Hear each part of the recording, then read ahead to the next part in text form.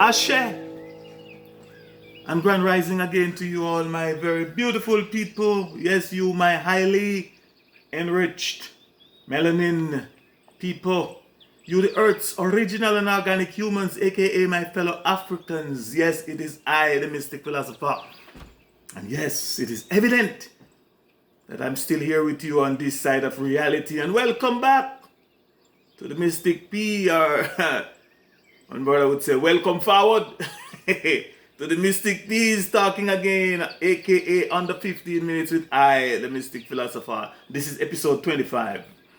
Now, back to the topic of discussion, stress on the mind, or more correctly, the impact that this thing called stress is having on this thing that we humans call the mind. Yes, I'm still talking about the word want and its relationship to the word stress, money, and unhappiness. And I'm still emphasizing the word, the want, what I call the want equation. The one that I spoke to you earlier about, and where I pointed out that from I, the Mystic Philosopher's perspective, want is equal to money, which is equal to stress, which is equal to unhappiness. Now, yesterday I shared my perspective on one of the two quotes from the Adamic Race History and Holy Book, which is also known as the Christian Holy Bible. And the quote that I focused on yesterday was, "You are weighed in the balance and is found wanting, and found wanting." And I also made it clear that from my perspective, or my perspectives, I also made it clear that my perspective or my perspectives were and are not a religious or theological one, but that they were and that they are philosophical. They're philosophical in nature. That they are based purely on logic, reason, experience, and what I refer to as activated common sense. Because a lot of people have common sense, but it's dormant, it's not active. And just for the fact that repetition, which I spoke about in some other presentation or some other talk, repetition is the mother of all learning. Now please let me again repeat that from my perspective, if or when you are weighed in the balance and is found wanting, you are stressed. You will be stressed. And you most definitely, you won't be happy. You will be unhappy. Now, today, I will again continue by sharing my perspective on the word want, and especially as it relates to the first verse of the 23rd Psalm that states very clearly, and I quote, "The Lord is my shepherd, and I shall not want," unquote. Now, please bear with me, my people, because it is my intention to spend the required amount of time with this portion of this verse of scriptures from the Adamic Race History and Holy Book. Yes, aka the Christian Holy Bible. And possibly point out some things, some very important facts, if you will, that some of you, if not all of you, might have overlooked. You might have seen them as being insignificant, as being irrelevant, or you might have never seriously thought about them before, because most people don't think. You just believe, but you're not thinkers. You're believers, not thinkers. So you never seriously thought about them before. Or you simply might have just taken them for granted, because your pastor know, or other people know, and the people will tell you, you think they know, or you believe they know. So you just take them for granted. And I must tell you up front that it will most definitely take more than 15 minutes for me to do so thoroughly, thoughtfully, critically, analytically, accurately, efficiently, and effectively. So please, again, I ask you to bear with me. It won't be finished in just this 15 minutes. I'm trying to see how much I can cover. Again, please let me quote and dissect this verse and see what lesson or lessons, what message or messages it may envelop, what may wrapped up in them. what information, knowledge, understanding, and understanding that we may or we can derive from this verse of scripture, from this verse that I'm quoting to bring out my point. And I quote again, the Lord is my shepherd, and the Lord is my shepherd, I shall not want. Now, from my perspective, this is what I, the Mystic Philosopher, would call a declarative statement. In fact, according to the language, it is a declarative, can be defined as a declarative sentence. I say it's a declarative statement. The author, writer, or speaker is telling you or telling us something specific. He or she is telling you or us telling us a fact that should leave no room for doubt, no room for questioning or for speculation. And again, I quote, he said, or she said, or it said, the Lord is my shepherd, I shall not want, unquote. Now, who or what is this Lord that the author is hereby talking about? The author of the Psalm 23 is hereby talking about. I, the Mystic Philosopher, would ask and also would like to know.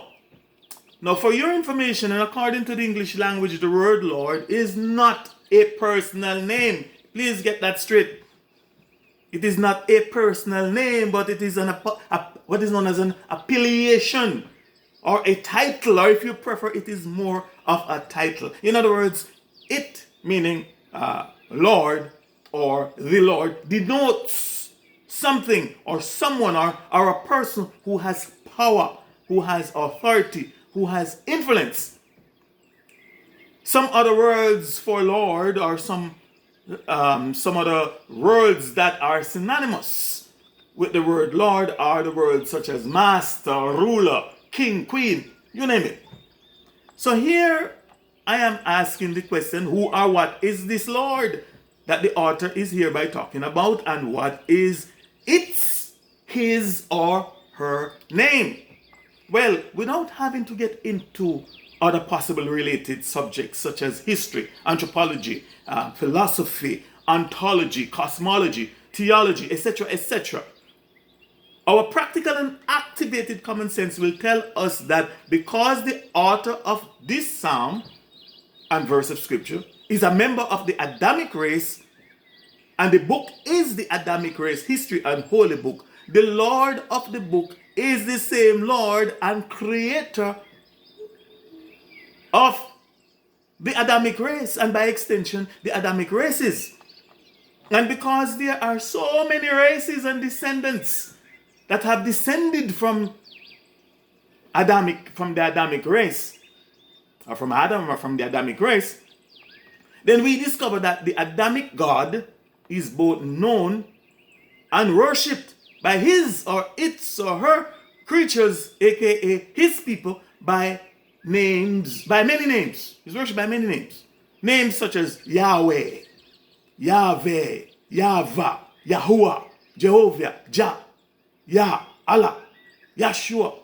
And the list goes on and on and on. You can check it out for yourself. And so, knowing these facts, we can and we may logically deduce that when they say the Lord is my shepherd, Yahweh is my shepherd, Yahweh is my shepherd, Yahuwah is my shepherd, Jehovah is my shepherd, Jah is my shepherd, Allah is my shepherd, Adonai is my shepherd, El Shaddai is my shepherd, Yahushua is my shepherd, etc., etc. They, meaning the creatures of the Adamic creator and God, are referring to the same Adamic God. So here I am asking the question, who or what is this Lord that the author is hereby talking about, and what is his or her name? Well, it might depend again on which of his or her creatures or handmaid will be trying to answer the question. His or her name could be Yahweh or any of the above mentioned and unmentioned names. So from this, we may see that the author is hereby telling us that his God, aka his Lord, his master, his ruler, his king, his queen, his source, etc., is one that has power, or rather great power, great authority and great influence, and with that knowing, he or she very confidently, which is the author of the scripture, is very confidently, he confidently or she confidently declare that the Lord is my shepherd, I shall not want. Now I told you we're going to delve into this. So in the interest of time, I think I will have to end it here and pick up back on this point at another time. Then I will continue talking about this disease called want, while focusing on this quote from the Adamic race, history and holy book, the Lord is my shepherd, I shall not want, as a reference just to make my point. So please stay tuned. I shall not want. You shall not want, and nor should you, or should we be found wanting.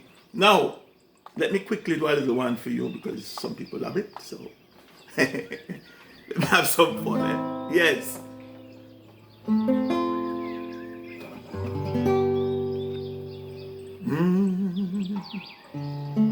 I heard she sung a new song.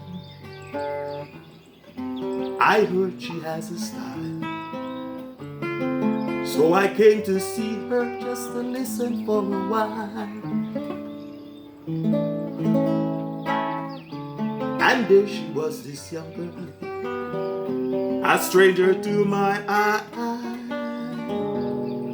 She was strumming my pain with her finger, singing my life with her words, killing me softly with her song. She was killing me softly with her song, telling my whole life with her word, killing me softly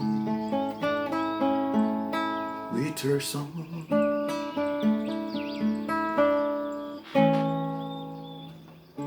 I felt all flushed with fever, embarrassed by the crowd. I felt she found my letter and read each one out loud. Yes, I prayed that she would finish, but she just kept right on, strumming my pain with her fingers, singing my life with her words, killing me softly with her song. She was killing me softly with her song, just telling my whole life with her song, killing me softly with her song. Yes, that's a little piece, you know.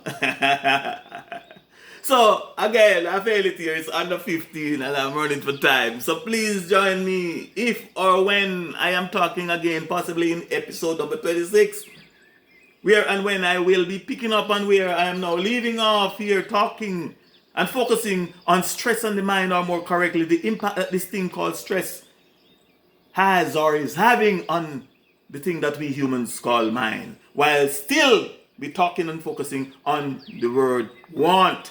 In the meantime and between time, please let me remind you, remember my people, that yesterday is history. It too is dead and gone. No more to come back. Tomorrow is a mystery. It too may never come. But today is a gift, which is why we call it the present. And so I hereby implore you, I am hereby imploring you, please live for today. By live, I mean claim your natural birthright. And just in case you didn't know or you don't forget what it is, your natural birthright is your happiness and full joy today and hope for tomorrow. Thanks for your time and for listening. I am the Mystic Philosopher. Ashe, Ashe, Ashe, I say.